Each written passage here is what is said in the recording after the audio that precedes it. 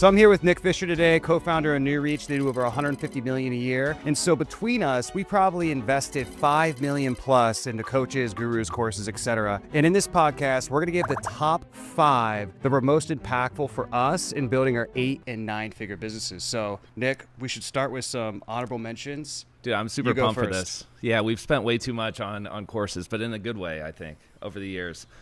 Honorable mentions. There's a few that didn't crack my top 5 that were super impactful for me in my career because they just gave me like one thing or even a mindset shift. The first one I wrote down was the first course that I bought that was over $1,000, which was Derek Halpern's Yes Engines. Oh, he was a goat back in the day. He was the man, and he still is. I think in the e-com space. Well, with Giovanni, which is literally it's my fiance's favorite protein powder. No way. Yeah. Well, shout out to Derek Halpern. He actually was one of the few, because it's funny how few people from like back then it was info. I don't even really call it info anymore. It's more of like coaching and services. But he was one of the only few people who. There's only been a few who actually can break out, you know, like Alex Becker's broken out, Sam Up. I mean, but he was an OG in terms of going into e-com, and then, I mean, they're in retail now doing really well. You're right, dude. I think there is that perception. There's like a lot of people that say they're going to get out of info. Man, this place sucks. I'm going to get out of it. You guys all and then they suck. come right back in. They come right back in. Come right back in about 18 months later. Yeah, Derek left for good. It's been 10 plus years. Go on, 1K course, anything else on that? 1K course. It might have been 2K. I just remember it was a stretch for me, and I felt like I might refund this. Like, what's his risk reversal at the time? And the thing that actually reassured me that I brought into my business to this day is Derek Halpern himself called me on the welcome call. Wow. And I thought it was, you know how people are like, is this AI? Is this a setter? Like whatever else. Well, it wasn't back then. It wasn't back then. And I just recently did that myself. I just called a few people that I've sold in the past, and they said the same thing. And I had that like full circle moment. I'm like, this is me questioning if Derek Halpern is Derek Halpern. Yeah. What's funny about that course too, just to make you feel better, is I looked at that and I think I was too poor to even afford it. I was like 1K. I was like, I got like $300. Yeah. We were roughly at that same stage. Like just finishing college. Right. Very poor. Yeah. No, 100%. So, what was yours? So you just have one honorable mention. No, I have 5. Oh my God. Okay, let's rapid fire through the honorable mentions. So mine, I'm going to give in one big group. Okay. All right. So my honorable mentions are all my copywriting teachers, because for me, you know, I think. I was obviously really good at sales when I started my company, but the way I thought about it is like, okay, I'm really good at sales. There's a lot of other sales trainers who are really good at sales. I don't necessarily want to out-compete these guys on sales, even though I still need to make sure my training and everything is good. I want to be the best marketer and the best business person out of all these people. And that's where I put my focus. And so part of what helped me be a good marketer was these copywriting people. But that was kind of my blue ocean strategy in a way, if you want to call it that, when I first started the company. So I'll give you... What do I got? I got 4. Okay, you're gonna know all of these. So obviously, I gotta start with. Give me heck for giving 5 when you have 4. Well, but I'm gonna give you. I'm gonna rapid fire them all. I'll rapid fire mine right too. So, one is Frank Kern.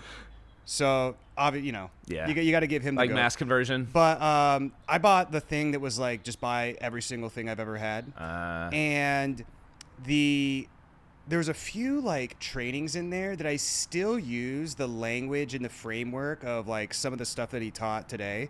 So like the one I still use today is here's what I got, here's what it'll do for you, here's what to do next. It's just like the most simple direct offer copy of all time. You're right. And so when I first learned that was when I first started the recruiting offer and we started placing setters. And so I did a simple post on Facebook that was in that format for setters. It was like, read if you need setters. Like, here's what it is. Here's the benefits. DM me. That was like it. That posted like 171K. It was the first time I ever sold any sales recruiting. Dang. But 171,000 from that one post. So Frank Kern, obviously got to throw Jason Flagellin in there. He's the webinar goat.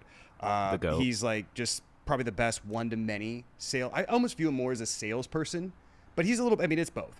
And he's like one of the best one-to-many guys in Insane Objections. John Benson in his VSL course. So he's the only person, you know, you hear about big ideas. I think he created P90X. I'm not sure, but he's created something like that. It might not be P90X. It might have been something else, but he's created one of those things that's like you would know what it is. But have you seen his big idea map? No, the only thing I bought from Benson is like 3Accelerator or something like that. It was a long time ago. I don't know. I just did the thing with him too. I just bought all the things. That's smart. I need to start doing that. He has the only process I've ever seen for like creating big ideas. That's like a mechanical type of process. So he was good. Okay. Then the last, and I think this is the best teacher of direct response marketing period, is Todd Brown. Ooh. Because his, I think it's called E5. E5. It just goes over like, how to create a marketing thesis, how to create a central marketing argument, and then how to create the sub-beliefs of those argument, and then the claims and the proof of that argument, and then how to actually really put that into marketing and sales assets, right? So I kind of grouped them all into my honorable mentions. Well, can I ask a question on those? Because the first time we worked together, it was like in the very early days of STA. And I've never had anyone do this, because you're right. You were the most copy-savvy sales trainer I've ever met in my life. Well, and I sent you a document that basically I called it the copy platform. Yeah. And it was essentially like the argument, the thesis, the sub-belief, the belief ladder to get there. Yeah, and it had the empathy maps, what they feel, the what they enemy, think. and then like, it was the, what I do is, I forget what it's called, but it's not empathy map, but it's like a visceral pain point thing. So it's, when you describe their pain points or their dreams, hopes, and desires or whatever, you want to relate it to what do they see, hear, feel, touch, etc. So like a classic one, if you're selling like lead generation, what do they see in terms of a pain point? They see an empty calendar, right? What do they feel? They feel instability of not knowing where the next dollar is going to come from. Right. But like, that's why like one of the ads that, I don't know if this ad still runs, but it worked for me for a long time, is I would point to like an empty calendar. I'd be like, does your calendar look like this? And do you want it to look like this? Like a lot of people have done that one, but it's like that's coming from that C. So you're angle. using visual hooks off what do they see? Yeah, and what do you hear? So like what you might hear is you only get unqualified prospects that say, I don't have the money for this, for instance. But like when you brainstorm all of that stuff, you will like, and that's why going through that copy platform process, you will come out of that with 100 ad ideas. Yeah. It's just like it'll flow so well. And now AI can actually help you with it a lot.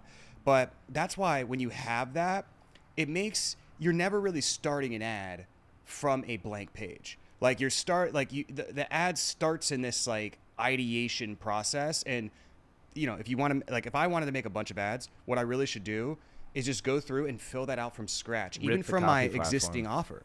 Because like just by the nature of doing it, you're like, dude, I should have an ad like this. I should have an ad like this, etc. So how do you pull those out? Because a lot of them you could pull from like sales call transcripts. Well, there's that. Yeah. Right. Well, I mean, honestly, AI can give you good stuff. Okay. There's the transcripts of sales calls. You can look at competitor testimonials or your own testimonials. Some of it you can just use common sense. Yeah. Like if they don't have leads, their calendar is empty. Like I just know that, Inference, right? Yeah. So there's other things like what else?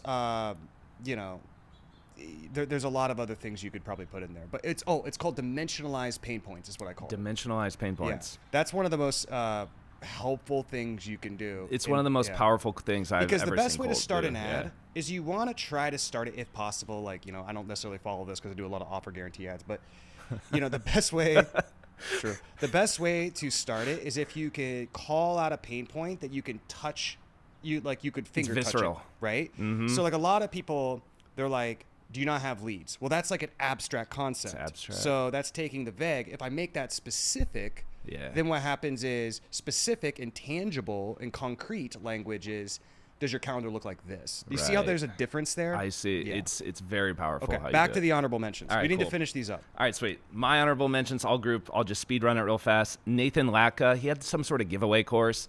Taught me just promotion, and honestly, for how he moved, I learned a lot. Lewis Howes had a live webinar course, which he taught by doing live webinars every day. And that just taught me grit and like discipline of like, if you want something, you should just do it every day. Old school Lewis Howes. Yeah. I just remember LinkedIn is training. he really? I remember joining multiple times to see if he was actually doing an auto webby or like live. He was actually live. Yeah. John Loomer, Advanced Facebook Ads. He taught me kind of like the basics and the guardrails.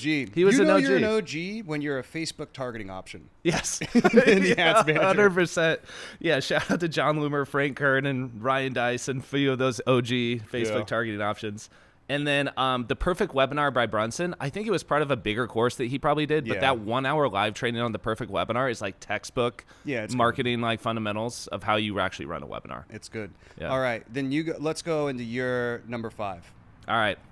My number 5, and I put people through this in variants of this as soon as they start for me at New Reach, is Alex Hormozzi's free course on acquisition.com. I want to say it's the lead generation course. It's the one that starts with more, better, new. And it's such an important... I think that's the lead gen. The lead gen course. And it's such an important concept to me because a lot of times people, especially in marketing, they come to me and they're like, oh, I got this new ad idea for Pace. It's day one. I'm like, oh, I'm sure you do. Mm-hmm. You got a great ad. So like I take them through this process. In any beginner, I started there because A, it's free and it just builds the fundamentals that you need in marketing. You got to do more before you can refine or do better ads, and you got to do better ads before you start thinking of new concepts altogether. Yeah, I agree. So that's your number 5. That's my number 5. My number 5. Have you ever heard of Cat Howe? No. Okay. Whoa. So I gotta set the stage here. So basically, when I first started my business, long story short, I was bartending in college. I started a nutrition blog, and then eventually that kind of, over time, maybe like a year, 14 months, 15 months, morphed into a Facebook ads agency. And then when I did the Facebook ads agency, I basically went another full year of just sending 50 cold emails a day with no response. That sucks. By the way, as an aside, I now know from back then what had happened was the first day I sent those cold emails, I got myself so pumped up. I'm like post out of college, right? Mm-hmm. So I pulled an all-nighter. I sent 400 emails off of my domain. So, like, you know what I did? I blacklisted the domain. Yeah, because the first day I got a bunch of responses. Yeah, you got to warm And then it after up. that, I sent 50 a day, religious, like, discipline. 50 a day, nothing. And I did that. I'm not kidding you. I did that for a year. Bro, I love that about you. I was so, like, that's so. I took a program so on cold email. This is what you're doing. You're supposed to get this client. You're supposed to send this. And it was like the program really hammered you, too. It was like, don't quit. Don't deviate from the process. Like, volume, whatever. And so I'm like, I'm going to make the most out of this fucking investment. And so I'm like, 50 emails a day, customized written emails. Oh, shit. For a year. And it morphed to the point where I was like, I got to make the offer better. So I was like trying to ask people to work for free. And I was getting nothing. And I now know, like I didn't know this until like 4 or 5 years later when I started doing cold email at scale for my company. And I was like, oh, that's why that didn't work 5 years ago. Yeah, I blacklisted my domain the first day. And then I spent 11 months and 29 days basically just in the dirt. You're probably the only example where quantity didn't win. No, more did not win. That was one I needed to do. I think I needed to shift to better. You should have shifted to the better. But anyways, so I'm like in the cold email 12-month grind, and I'm like, fucking hey, like this is, what am I gonna? What is wrong? Like, why is this not working? And so I see an ad, and it's like grow your Facebook ads agency, yada yada yada, and it's Cat Howe's ad. And so I was like, okay, I'm gonna click this ad because that was the first ad I saw that was like a specific. This is how long ago this is.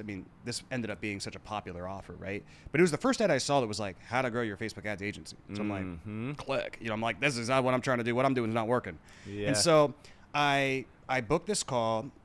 I get on a sales call, and the sales guy's really good. He's super nice. He pitches me $4,000, which at that point was like, half of my net worth. And so I was like, holy shit. I still bought anyways. And then I get on in the program. And I remember like, I'm kind of going through the modules. I'm like doing my thing. I attended a group call. Then I attend the second group call. And she's like, basically the client journey in that program was you were supposed to like launch a funnel with ads to get clients. And, so I was doing cold email. So that appealed to me. But I was kind of dragging ass. I get on the second group call and she yells at me. And I was like, oh, shit. So then I'm like, by the next thing, I had my freaking funnel launched.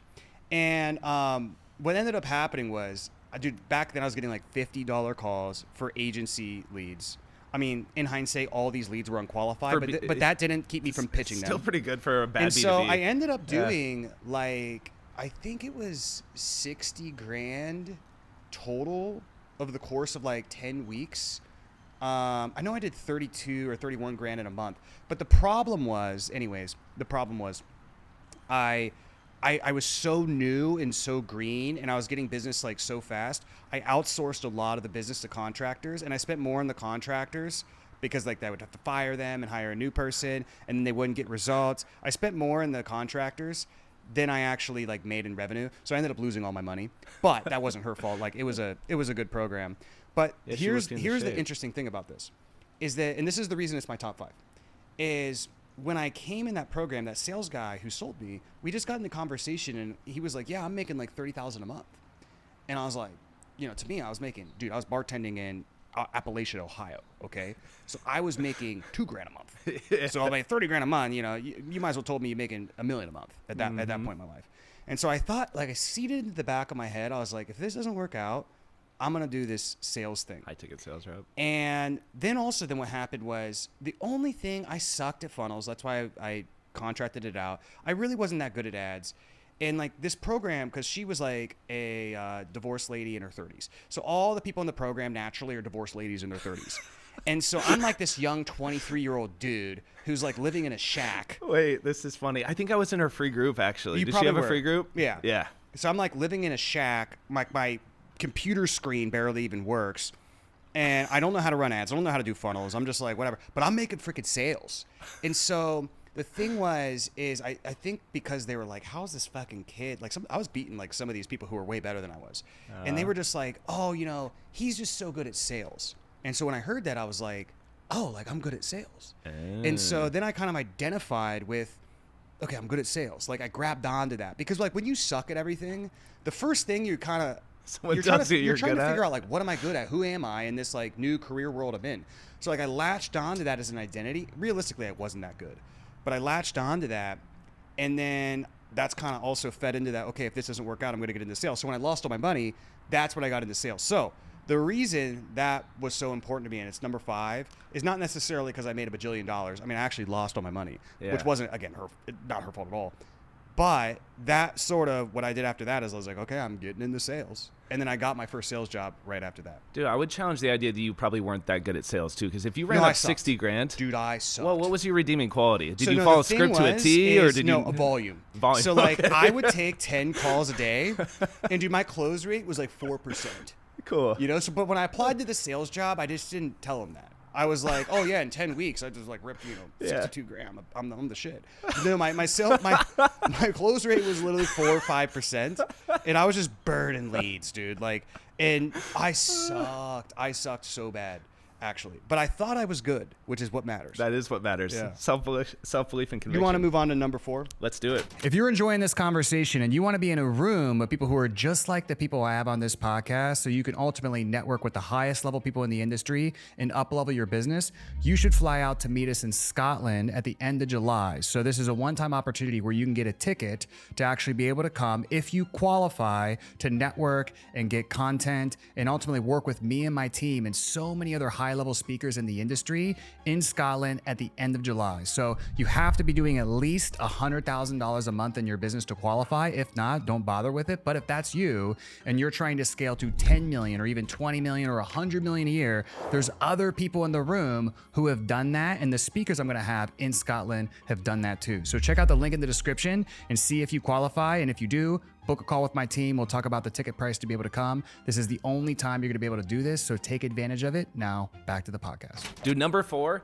This is the only one. I tried not to do ones that I had direct involvement in for, but it's Consulting Accelerator 2.0. Okay. And it's maybe not for the reason that some people think. Like, I worked on that course. I didn't end up buying it, so I was comped it, let's call it. But I've probably been through it 6 times just because of how much work I had to put into it. Rewrote it, did transcripts of it, made the workbooks, the whole gamut, if you guys know that era.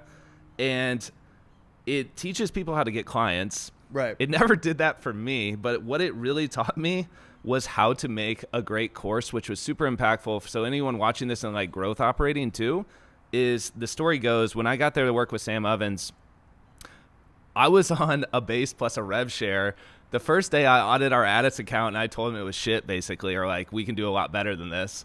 And at the time he was just samovens.com. And he was like, okay, we're going to shut it down then and work on a new product, and it ended up being Accelerator. Oh, wow. Yeah. And I didn't know how long. Which was a 2K webinar. It was a 2K webinar, but we were 9 months from that point, and he was like, we're just going to shut it down and make no money. And I was like, bro, I kind of like took less salary than I had before to come out here thinking the rev share was going to kick in. So for 3 months, we made 0 money. And I was sitting there in New York in an apartment that Sam told me to live in Midtown, just burning through cash. So I was like, this has to work. but it taught me the lesson that I got out of it was the discipline to work on a product every day. So like Sam had outlined and done all the curriculum, and then I was doing all of the customer calls and testimonial reviews. And if you remember, we launched. I do remember that, yes. And that's like the lesson I learned out is if you can afford to put yourself in a point where you can shut off, or not, at least you don't have to shut it off. We just didn't have a team. It was me and Sam at the time. So it was either like, you know, he knew ads would be a distraction. He's a big preacher of focus. So he made me do over 800 customer interviews and get those like first testimonials. And then Nick Hauser and a bunch of people took it from there. Yeah. And we had 3,000 to launch. But I just remember being like, holy crap, if I have to do another user interview, I'm going to so give going people to quit. also, so a couple things. So give people a little context. So Sam was doing up level, and he was probably doing, you know, He was actually doing something called Consulting Blueprint at the time, if you remember. Okay. Well, I thought it was up level. It was up level 1.0, but he wasn't even Sure. selling that anymore. Okay, but it was like a high ticket 5K thing, right? It was a high ticket 5K. And he was doing that, Uh-huh. and he was probably doing like 400 to 800 grand a month or something like that. He was. And then you came on, okay, you guys shut it all down. Then you launched the 2K auto webinar. 2K auto. Right? Yeah. Which that's what scaled him to like, at the time it was like 30 million-ish a year, Yeah. which at that stage in our industry was like, you know, 100 million a year. It was like that 100 million today. Nobody was doing that. Yeah, it was right? like publishing.com like today. Yeah. And when you first launched it, it was just ads or it was just ads, or was the JV the initial launch? Dude, I'll have to show the you JV was the initial launch. I've never shown you the full pre-launch warm-up. I'll send it to you. Not for this room to see, but it was ads, JV, Yeah. 1 and 2. And he had come off a year 2016 when we met where he had Ty Lopez. He had met Ty Lopez and Right. Sean Vossler had hooked them up, and he had printed money in JV space. So he knew how to do that, and he had that relationship. I Right. didn't grease that at all. I just came in from like the ads, and I was Yes. like, whatever we're doing in JV, I was like, I can definitely Because the double. what happened was the JV Mm-hmm. went nuclear, but then as that audience started fatigue, you had to replace it with ads. Correct. Yeah. Okay. Yep. So and then just to help the audience understand, because I know what you're talking about, I still think today that 2.0 course is the best course. I mean, it's not really as relevant tactically. It's not. today. Yeah. But for its time, I do think it is the best course that has ever been made. Dude, thank you. I think it is I the would best agree. course that has ever been made because of how like he does such a good job of it's all like the high level concepts, but then it chunks down to the littlest detail and catches all of the limiting beliefs, etc. And then it chunks back up. And every single module course, anything I've ever made, I always try to like think about that framework of when I took that course. Ooh, Yeah. So anyways, let's move on to my number 4. that's cool. So Alex Becker's SaaS Mastermind. Oh, I was never in that one, but Yeah. I've So heard. have you ever done an Alex Becker? You've probably done Iron. Yeah. Okay. Have you ever done anything else? No. So okay. So what's funny about this is I didn't even have a SaaS. But when he launched it, it was 30K. I was like, I just like, you know, and Hyros was like exploding. It was like, you know, the big thing in the industry at the time. I'm like, I'm just fucking going. I don't care. I'm just going to say I'm going to start a SaaS. And so I did ROI actually just from the networking because I got a lot of clients for the salespeople. And, you know, a lot of the SaaS stuff was just kind of like way over my head. But the cool part about that, number you one, didn't have a SaaS. is it? Yeah. I mean, I just was like, oh, this is not really relevant to me right now, but I just sat there because the thing is, if you've never done like an in-person Becker event, and Spencer, who's my CMO, he's done multiple, so he said this is like always how it is it's not like you get there and there's coffee and tea and there's a breakfast and then there's like an intro, like applause. That he just like doesn't say anything, gets up there.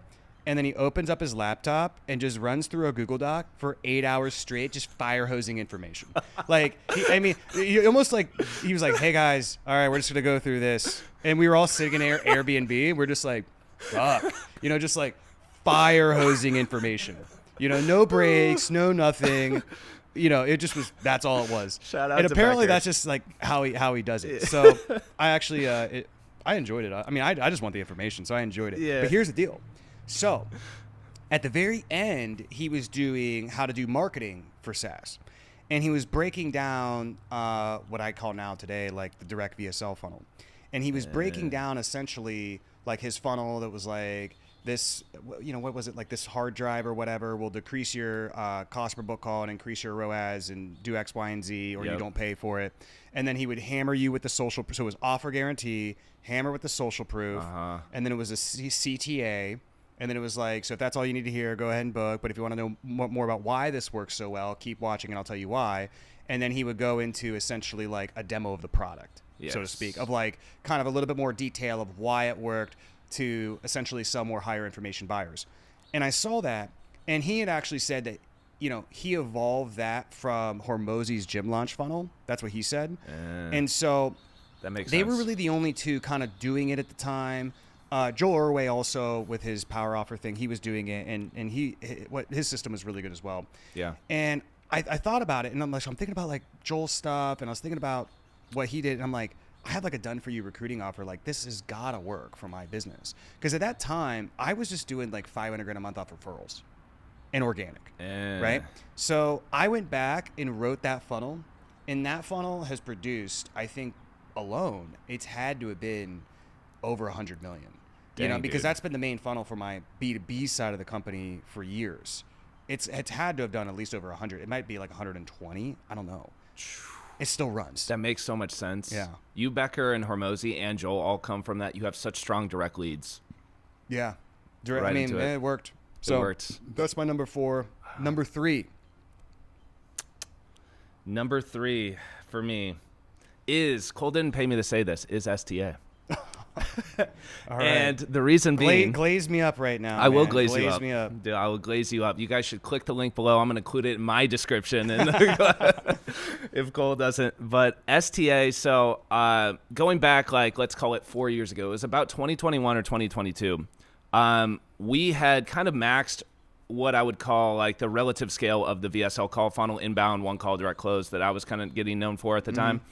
And we had all these leads. In fact, like I want to say the first time I looked, it was like over 60,000 leads that we had a phone number that hadn't been called. And around this time, Cole was starting to blow up, and he's made modifications, refinements, and a bunch of other things. I was like, okay, maybe the game has changed here. Does there need to be a set close model? And I remember I was against it at first. I was like, no, you don't need to do that. It's just like delaying the sales motion. We want to liquidate cash faster.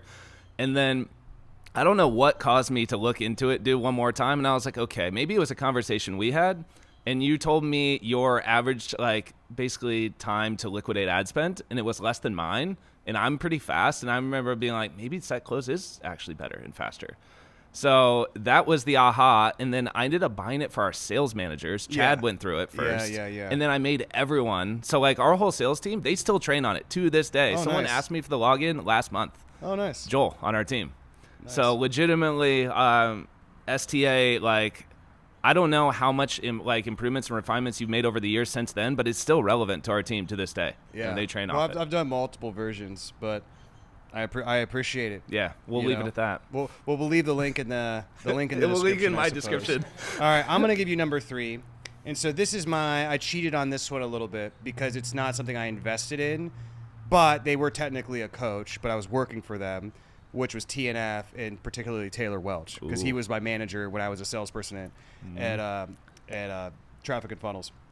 And so that was by far in my life the most transformative year in terms of personal development in my life. I bet. And so there's a couple reasons why. And the first thing is I was able to work, and you probably had this a lot with Sam, is I was able to work in person in an office with a company that went from, at the time I started, they were kind of rebuilding. They had kind of peaked, and then they went back down. They were like $300,000-$400,000 a month, and I got to be all the way up to $1 million to $1.5 million a month. Which again, now that's like great. You did a good job. Back then, it was like we did that, and it was like Sam. That was it. It was like just us two in the industry that were the only ones to do that. Yep. So I was able to see how we scaled through that journey, and because we were in an office, and I just am naturally a pretty social person. Like I would talk to Ashton Shanks, who was the CMO, and I'd be like, oh, how do you do this? How do you set the budgets? Oh, you got to spend, $400,000 this. Well, we would spend probably more because we would do a liquidating funnel. So like, he'd be like, yeah, we're spending like $600,000. I'd be like, okay, like how does that work? How are we doing that? How are you doing the budgets? So I would learn so much about how the marketing department worked and how they would have, copywriters and media buyers and this and that and people on low ticket and people on the email and all this stuff. And I also learned like, okay, here's the ops people. Here's what they do. Here's HR. Here's what they do. Obviously, our sales team scaled and all that stuff. That's where really also, I don't want to say we invented it because clearly calling your leads has been around for a long time. But you got to realize in our industry at that moment, there was, high ticket was more of a thing where it's like, oh, it's all about you reaching out to me and you booking a call with me and me being the authority. Why should we work with you? Yeah. It's like, and that was really pioneered by Kevin Nations. Yeah, which Frank Kern and he's too. a legend, right? He's a beast. Mm-hmm. But at the time, like the idea of calling your leads was like beta in a way. And I remember Taylor being like, dude, every business calls their leads. We need to call our leads. And he's like, I want you to figure it out. So like one day I literally, this is when I first started at the company. I had like never done outbound. I had done high ticket before. Yeah. I had several other sales positions, but like all we did was inbound. Yeah, we just came up if we in the did inbound outbound, era. we just like followed up, Right. And so I remember sitting down with the Wolfle, what was it called? The Straight Line Selling book. And I'm like, there's got to be something in here. I was like, I don't even know what to say to these people. And do you remember the memos? No. Like there was I never the went through straight line newsletter that he selling. sent out every month. He had this thing called Jordan's? 79 Taylor's. It was Taylor's, $79 okay. a month Yeah, memos. I do remember Taylor's So we newsletter. had all these, like we had 1,200 memo buyers. So I just pull up that list in the CRM and I'm just like, I'm going to call these people. And, newsletter, people who read a print newsletter are probably the warmest leads of all time. Yeah. So like I'm calling these people and it's so easy. And I just kind of create the script on the fly, calling them. And like my first set of 100 calls, I got several sets and like got several closes out of it. Dang. And then I refined that over time and then eventually helped train the entire setter team that we had at TF with that scripting. And then we shifted from webinar to low ticket. And then obviously everything was setter driven. And we were really the first company at that time who was doing no company was setter driven. There might be like maybe some old school heavy direct response companies or something like that. They were like the 1.0. Like I'm not saying we created it by any means, but the like online in Russ Ruffino, Sam Evans, correct, Scott Ford at the time, us, like nobody else was doing it. So obviously I learned all of that kind of on the fly. A lot of it I kind of just like figured out just because he told me I should figure it out. And I was like, all right, I'm just going to sit down and call a bunch of leads. So there was that. The other thing, and you probably got this at consulting as well, is what was so transformative about that experience is I got to see, because we were a coaching company for companies in the industry, right? Mm-hmm. So I got to see like all these clients come in and then like you pick up a pattern recognition. So you're like, okay, the clients who hit 500 grand a month to $1 million a month, they usually have this type of offer. They usually have this type of funnel. They're all pretty good at sales. They run good sales. Like you just pick up like these basics and pattern recognition. Yeah. And so that combined with knowing how to run, like seeing how an 8-figure company operated, and then also being good at sales was part of the reason, like when I went to start my own company, I basically did I launched the company and then did 71K in 48 hours. Yeah. It's because like I had those skills that I learned sort of from osmosis. And so there was that. And then I would say the other two things is like the standards at that company and the culture was so intense and so high that like I had a lot of sales mechanics coming in. And a lot of people ask me like, what did Taylor teach you about sales? And I learned some stuff about sales from him, no doubt, but we really didn't train on sales a lot. Like he didn't review my calls a lot. What it was like a massive demand of performance and a super high standard.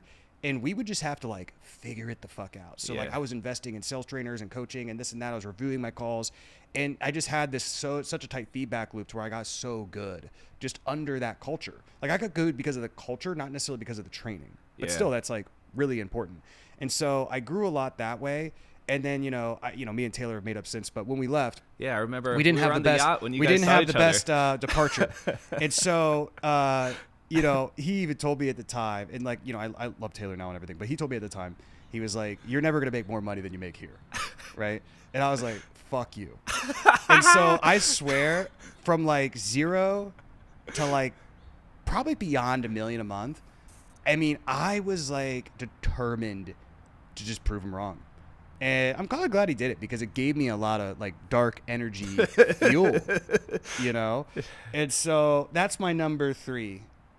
Dude, number 2 for you. That's so funny. I had a similar experience with Cody Sperber, though. Like that culture, he a just lot of produced people a lot of have winners. had that, Like an experience like that. 100%. I agree. And I love Taylor. I need to check out his new podcast. Have you listened to it? Dude, he's ripping right now. I need to listen to it. He gets like 400 to 600,000 views a video. It's some sort of Christian niche. I don't really understand that. It's not my particular Not your like jam. I just don't consume that level of content. But I don't even know what his monetization is. But if you're getting 400 to 600,000 views a video, he's figured it out or for somewhere sure. up there. I mean, it's a lot. Like multiple hundreds of thousands. I'm sure you're making money somehow. Yeah. So good for him. 100%. Hey, if the way you sell your product or service is through phone sales, you need to stop using booking systems like OneSub, Calendly, iClose, and other booking systems that aren't designed specifically for a phone sales approach or a phone sales team. So we at Saleskick just launched a new calendar and booking system that'll decrease your cost per book call because it's conversion rate optimized specifically for call funnels, whereas most other calendar systems are meant for corporate all-purpose booking, and it'll increase your show rates. So we've had clients see 30 to 100% increases in their show rate because our calendar system is specifically designed for call funnels and other funnels that are high volume sales call booking funnels. And the software does so much more. It's really the only product designed specifically for sales teams with inbound booking systems. So if you're interested, go to saleskick.com, check it out. Now back to the video. Number 2. This one I thought about for a while, and this one is for people who specifically have a course and are thinking about the future of operations. I'm like, which one has inspired me in looking forward of how education is going to be consumed, especially with AI being so prevalent? And it is Spencer Hanley's Sonora Guitar Accelerator. And you guys, like, it's the deepest cut I have for you guys. And if you don't want to play guitar, I would still recommend going through it because For the operations? he is an operations because genius. the dude's mind is so. He's an operational genius. Yeah, he was the first dev at Patreon, so he has experience in like coding LMS. And his LMS was the first one that I ever went into that wasn't just a Kajabi, go high level, like ClickFunnels backend. The thing was custom built, and because it's a practice skill, if any of you guys sell a practice skill where you need to continue the practice in order to maintain the skill, which is like guitar, imagine going through his course and it has an algorithmic LMS backend where instead of just going through a linear course process, it's like, oh, you play the guitar at like 80 beats per minute. Now we want you to do it at 100. The same structure, you just go faster. And then so it's unlocking or thinking through of how you actually get good at a skill. And I told him eventually it'd be super cool if you like put the camera on, it analyzed, like think of where AI could go, and it could just be a life like teacher with you in real time. For linear-based outcome courses where you're getting the knowledge and then just going practicing it doesn't really change much, not so relevant, but about half the people in an industry are teaching a practice skill. Yeah. So that was a huge unlock for me, and I haven't done it to the effect that he has, but I've thought about that concept in other courses where people get rusty. In certain courses, I'm like, okay, instead of having them watch a new video, have them do this thing again. Have them just rewatch the same video in a slight variation. Yeah. So, I'm his ideal market because I told him, I was like, yeah, I can play pentatonic scales. I can like play pretty much anything you hear on the radio unless it's like some crazy John Mayer solo or something like that. But, what I can't do is I can't like listen to something and then kind of know what key it's in and then riff like a solo or whatever to the key. And I can't pick up and like just jam with somebody. Or I can't like, if somebody lays on a drum beat, I can like do something with guitar. Like I can't do that. I'm like, I gotta do the tabs and listen to it on the radio and then like figure it out. But I can like my coordination is decent, right? Yeah. But I don't have that like ear and that. And he was like, "Yeah, dude, you're literally my target market." He's like, "That's the intro of every single discovery call that we have as a sales call." And so I was like, and then he tried to sell me, and I was like, and honestly, you might make me buy because dude, you should buy it. would go through it and relearn like a lot of the guitar stuff I've dropped off. And it sounds like it would help me with, even like fulfillment stuff too. But I'll tell you this. So Spencer Hanley, who was a client of mine and might even still be in our mastermind, I'm not sure. But he's been in our stuff, for years and years. He was in boardroom. And he's a great guy. He is one of the it's a great example of an extremely advanced operator, in my opinion, in like not the best opportunity vehicle, probably. Yeah, which he still got to, I think, 10 million a year. He did, right? and I didn't think he would. And he had to really squeeze everything out of that business he could to probably get it there. Now, that doesn't mean necessarily that I think he should do something else, because I know also he likes guitar, he likes to travel, he likes to like go to South America and like learn this crazy type of guitar and jam with these random people. So maybe it's a business that, you know, I mean, dude, if you could make a lot of money, which he's certainly making, and also do, you know, everything that you love and lifestyle and all that stuff, I mean, that's probably better than just making a lot of money. So I'm not saying you should change, but like if he was in a different, like if he had a SaaS company with like a high ticket type of SaaS, I mean, he could, you know, sell a company for 9 figures. I mean, he's very impressive. Very. Like he would show us some stuff and I'd be like, okay, like do our setters do that? My team would be like, yeah, what he's doing is pretty good. Like we do it, but I will say this, he was probably, especially with setter operations, probably the most advanced client we've ever had. I would agree. Yeah. He showed me, and we had to course correct it sub 2. His setters were, there's a bunch of different metrics you could evaluate it on, but let's call it 2 times more active in just discipline. Active time. Active time. Which Dialer now has built in, but he was really the first one to do that. And we talked about that with Ryder. Yeah, so like he was the first one to show me, and I was like, shoot, maybe my people are just like lazy. Yeah. Or maybe I'm lazy as a manager. I just didn't know. Is he still doing that business? What is he doing now? Yeah, he's still running with Sonora. I should hit him up. You should. Okay, so that was your number 2. That was my number 2. Okay, my number 2 is my series of Hormozi investments. Cool. So I got to tell you a few stories. So the best Hormozi training I ever went through was one of my clients. Well, so I'll tell you a little backstory. I knew who Hormozi was because Taylor had told me, who again was my old boss. He was like, yeah, dude, he's like, the real dude who's fucking crushing it in this industry is this Hormozi guy who sells gyms. And I was like, what do you mean? He's like, yeah, dude, he's doing like 40 mil. I was like, what the fuck? Like, what is this? So I had no idea. This was 2018, 2019 or something. And so I'm like, I kind of knew who this guy was, but I'm like, okay, he's like a gym guy, right? Yeah. And then I had these clients. And he'd have mustaches with people on stage. Yeah, funnel so hacking. I'm like, okay, cool, whatever. And then I had these clients that were agency owners. And kind of, you know, Hormozi sort of like is agency adjacent. Gym Launch was agency adjacent.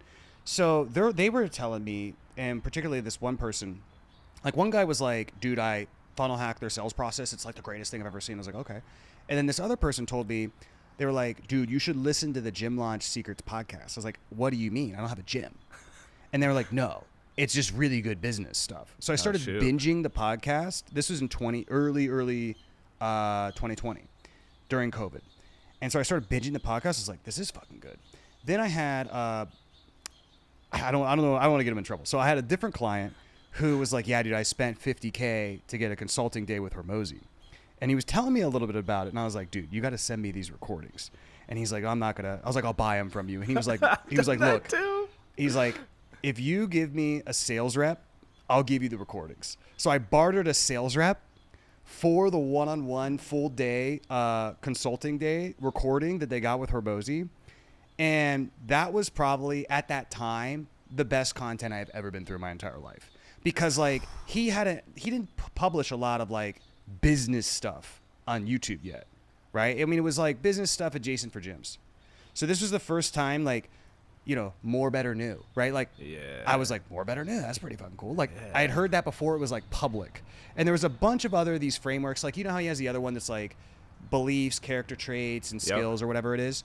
Like there was that, which like he still says now, but like I had that back before he was even like a YouTuber, right? And so I go through this one-on-one day and I'm like, dude, this is amazing. So then I have another client who's like, yeah, dude, we also just invested in a one-day coaching from Hormozi. I was like, I'll give you 2 sales reps for the recordings. so I bartered the sales reps again to get the recordings. So I'm going through these recordings and I'm like, dude, this is like the shit. So then they were like, you know, when he launched Alan, that's like the lead nurture software that he had. No, for gyms, I missed that era. That, you know, so he was reselling it for agencies as like a white label. That's what he was doing. So he would like bring an agency in, you'd pay money or whatever. Then you would like use the software. He would obviously make money from you using the software, and then you would charge the client or whatever. But when he would bring them in as like affiliates or what have you, you would get all this course material about how to like scale your agency.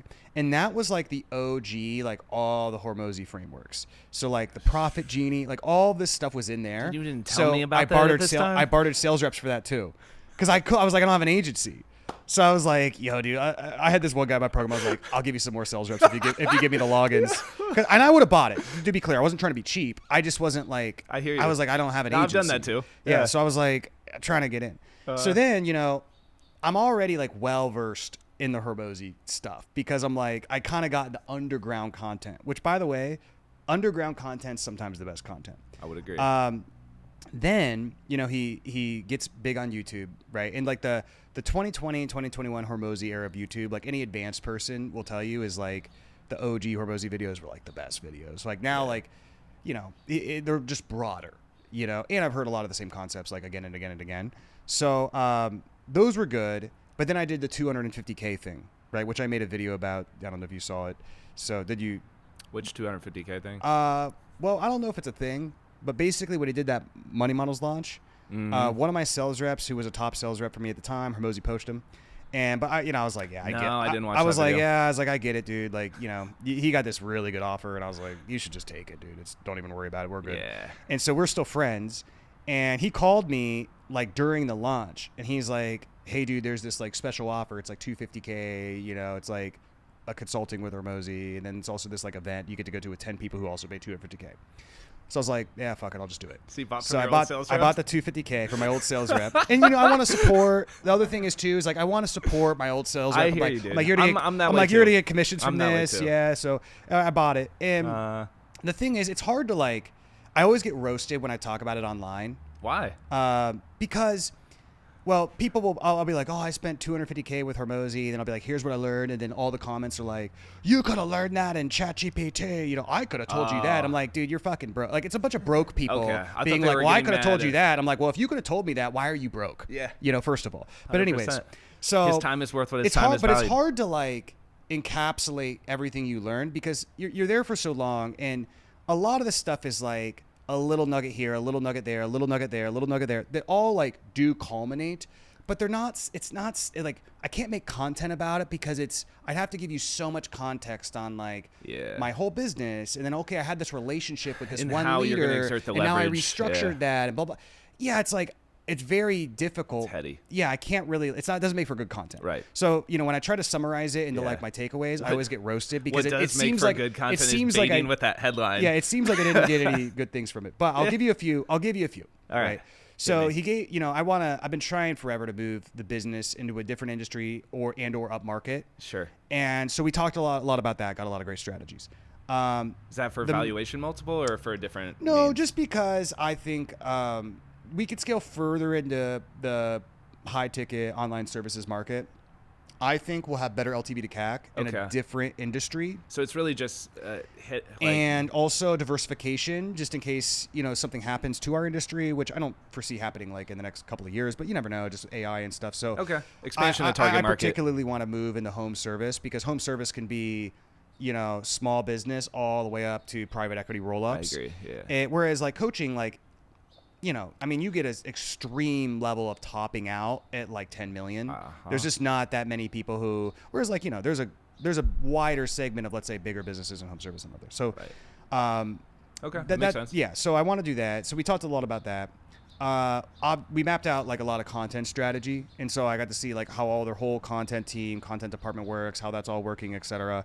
And, obviously we get more views probably in 15 to 30 days now than we did all in 2025. And in 2 weeks, 2 to 3 weeks, we probably get more views in that time frame across all platforms than all of 2025. So I think that worked. And I would say so. And then got some good leadership and management stuff. But I would say like the biggest thing, and again, a lot of that leadership and management stuff is just stuff that's like, it's not sexy to talk about in content. But the biggest thing is like, it was just overall such a sick experience. And so you go in, like his office is sick, right? It's the old, his team is UFC really office. fucking good. And then also like a lot of the value I got was I was just interested in what he was doing and why he was doing it. And you know, and how big he was thinking, and okay, what's like Sharon doing, what's Sharon over, what's Layla doing, what's she, I would you know, be interested all of in that that stuff. Yeah. And obviously, again, I can't say that on social media because like I would feel like it's a little bit of like, you know, I don't know if some stuff was told to me in confidence or not. So Right. I'm not gonna like be like, oh, they told me this. Yep. So, but like seeing how big their vision is, how good their team is, how sick you leave and you're like Inspired. Fuck, like I'm playing like so small. Yeah. You know, and like okay, and look, if all I got from it was I'm playing too a small. absolutely like belief breaking ideal of what's possible, to me, when you're running a $30 million company, $250K is worth it. Yeah. Right. And so there was that as well. But overall, I would put like all of those experiences as my number 2. All right, sweet. All right. Number one, I thought about a lot, and I wanted, it kind of fits in that same category as your Hormozy like experience of like what has impacted me the most at like the CEO founder level in this industry, and it's the Agora Black Book. And I can finally talk about it That's because an I've underground seen it leak. training. It's an underground training, but it's 600 pages. And I had the same experience, dude. I tried to buy it off people that Michael Masterson had mentored like directly. And I was like, I finally found someone who's like, yeah, I would just send it to you for free. And I go, could you do that right now? Yeah. And then I made a ball of his email, and he sent me the PDF version of the Black Book. I have read it over 6 times, and it's a thesaurus. It sits on my desk.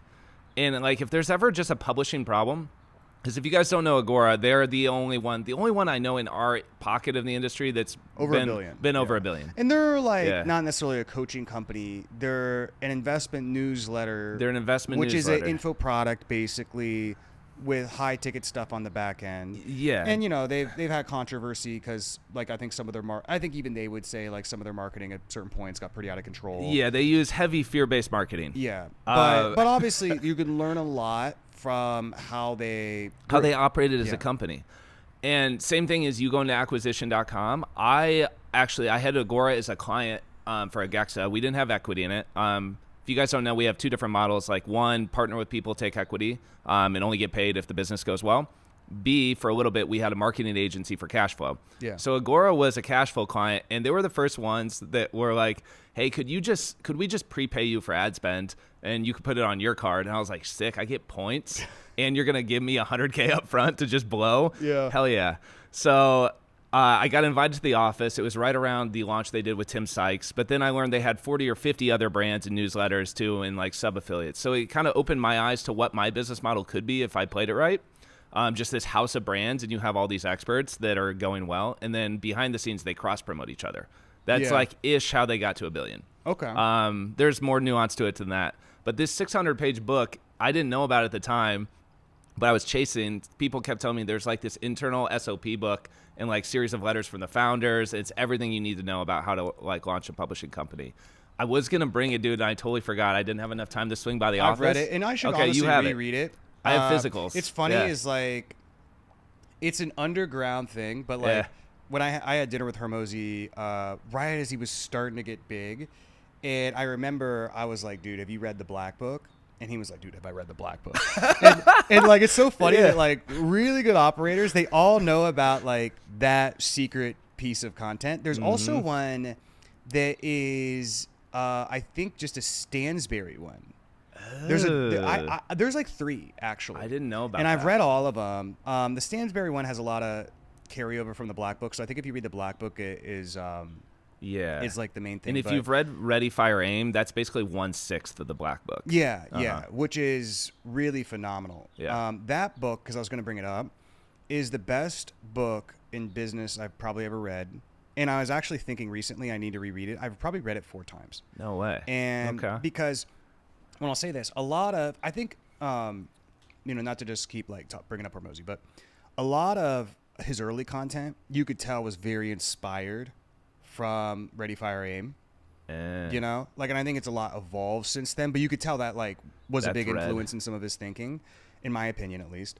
And it was in mine as well. And if you're running a publishing company, it makes perfect sense because there's different phases, right? And like the phase 1 from 0 to $1 million is really good. I think most people should read that because a lot of like when you read books out there and it's like, oh, how to go from 0 to $1 million or whatever. It's so general and broad based, or it's like a lot of business writing is really built for like software companies because that's kind of like that's really it starts with product market fit. I mean, look, that's like most of the American stock market is software companies, right? So a lot of like business writing is software based, which doesn't mean you can't learn from it. But if I'm like a beginner, that book, the 0 to 1 million phase, which is really more about like how to properly market and sell to get product market fit, is really good. Then there's the million to 10 million phase, which I believe is like essentially kind of scaling it and getting a good front end to back end system, right? And then the 10 to 50 is more operational. It is, I believe. Gosh, I need to reread it. I'm a little rusty. Yeah. But it's more operational and like bringing in proper management, yada yada. And then the 50 to 100, and really I think 100 to a billion, is essentially the proliferation of different front ends for the same core product, or even like essentially kind of like it's like different printing. Product lines and just repeating the process, which they did with Agora because essentially they were a publishing company. So they were just always trying to find and produce the next hit. Exactly. Yeah, dude, you nailed it. Like that actually is, at least how I remember it too, the exact 4 different phases of scale that they walk through. And I have found myself like guardrailing against it as we've gone over 100 million. You start to want to start non-standardizing things. I'm like, no, like if we don't standardize our funnel model or our acquisition model and start printing and going off and be like, this one can do this. This one can be a low ticket funnel. This one can be a low ticket ascension. This one can be a $5,400 mid ticket with a one call close. All of a sudden you have no synergies across the whole business. And you're sitting there wondering why things are so complex and confusing. Yeah. So yeah, I 100% agree. I think we got to move on to my number 1. Let's do it. Do you want to guess what it is? Up level 2.0. Close. It's Consulting Accelerator 2.0. Ooh, sick. Yeah. So this was funny. So you know how I said earlier that I was sending the cold emails because like I was trying to be so disciplined from the program? It was Consulting Accelerator that I was trying to be disciplined from. So what happened is again, for people who don't know, I've said this story a million times. I started, now I have a 30 million company. I've also got 2 SaaS companies so the 2 SaaS companies actually are together doing like almost $800,000 a month. Dang, pretty cool. That is pretty cool. And then, should tell Alex I've obviously had RCA, and that did 20 million a year. And then if you count the medical company, that did 30 million, 30-ish million a year. So 3 8-figure companies and 2 7-figure, soon to be 8-figure SaaS companies. But anyways, before any of that, I started. I was gonna be a doctor, and then I was like, okay, I basically read a book. It was How to Get Rich by Felix Dennis. Have you ever read that? I remember you telling me this story, but no, so I read never this read book. that book. I was bartending. I read this book when it was over the winter break. All the students were gone. Nobody was there. It was just me and a hobo in the bar. And the hobo was drinking this beer called Little Kings. And so I'm giving him these Little Kings. And then he's just sitting there being a hobo. And then I'm just, okay, I'm going to read this book. So I finished this whole book on my shift because not a single person came in the bar. And that book, what it really helped me realize was I was trying to be a doctor because I thought that's how you make money. And the book literally was like, if you want to make money, you should basically be in business. Yeah. Like that's like, just start a business. That's how you make money. So I'm like, okay, I'm gonna start a business. Like entrepreneurship wasn't like trendy like it is now. No. So I was like, oh, entrepreneur, I'm gonna start a business. Okay, cool. And so I'm like, what business am I gonna start? Well, I was a nutrition major, right? Who was kind of gonna do pre-med. So I was like, okay, I'm gonna start a nutrition blog. Because I had seen like Muscle for Life, Mike Matthews, and some of these other bloggers out there. And I'm like, okay, they're making money somehow, I guess. So I'm going to start a blog. Well, obviously that didn't work out because I basically started publishing blog posts. And I'm like so proud of these blogs. I'm sending it to like my friends. And my view count was like 3. And so I was like, okay, well, so how do I get traffic? And that's when I saw the ad that was like how a 26-year-old punk. Yeah. And so I saw that ad and I'm like, who's this guy? Okay, whatever. Then I'm also like any 23-year-old who wants to make money does. I'm following Ty Lopez on Snapchat. And I see the JV. I forgot that was the thing. So then I saw the ad. Then I'm like, oh, that's the guy from the ad. I see him in the JV. And I'm like, okay, I'm going to register for the webinar. And so this was my first real like direct response experience as a consumer. And I get into the funnel, right? And I'm like watching the webinar. I had no desire to become a consultant. I didn't know what a consultant was. I didn't even know what I wanted to. I didn't even know what I would do. Like am I going to, what am I going to consult on? What am I going to coach on? I don't know. It's just almost like I got put in a hypnotic state and I just bought. And then immediately after, I was like, I got a refund. So I like email and I'm like, can I get a refund? And I think they were like, well, you can get a refund, but you have to go through the course. Yeah, so I was like, it was action based. I was like, okay, I'll go through the course. Then I started going through this course and I'm like, holy shit, this is like the best thing. Like it blew my socks off. I went through it like 3 times. Dude. And it blew my freaking socks off. And so again, like part of it was a really well-structured course. But the best part for me, obviously being super young at the time, was the mindset training. Week 2. Like you remember the week 2, and it was like, he's talking about like, what is it called? Quantum physics and monk-like discipline and all this stuff, right? And I'm like, okay, so now I'm like so dialed in productivity-wise to where it's like, like even if you get up to P, you're like, oh, this is messing with my productivity, So I'm like, how like that phase people go through, and like even Sam went through that phase where it was like you just have to be like such a relentless like focus obsession machine. He made me like that too. I've never worked 9 a.m. to 9 p.m. consistently like I did under Sam Ovens. Yeah, I was like dialed down to the 15 minutes. I didn't even have a business. I'm just so focused. But I also learned, some bare bones sales stuff. I learned what Facebook ads was. I didn't even know what Facebook ads was. Then obviously, like most people in the program who had no idea what the fuck was going on, which was like me. Yeah. What did we all do? We were like, he's like, don't start a Facebook ad agency. He's like, you could do it if you want. Here's how to do it.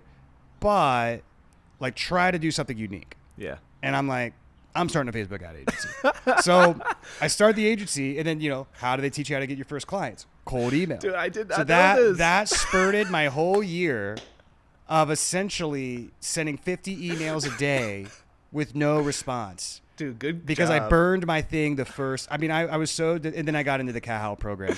So the reason it's the most impactful for me is it started my journey, because like it literally blew my mind. Like I remember doing the consulting math spreadsheet.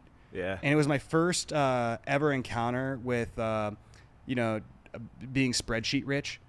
Is what they call it, where you're like, oh, if I get this clients and this price, you start future, and then you're like, oh my god, I could make $100,000 a month, and then you're like, but if I increase the price to this, and then you're like $200,000 a month, yeah. You're like, oh my god, It's so yeah, and I think genuinely too, like obviously, Sam is probably, I think, the best entrepreneur to ever come out of our industry. I think so too. I think even more so than Hormozi.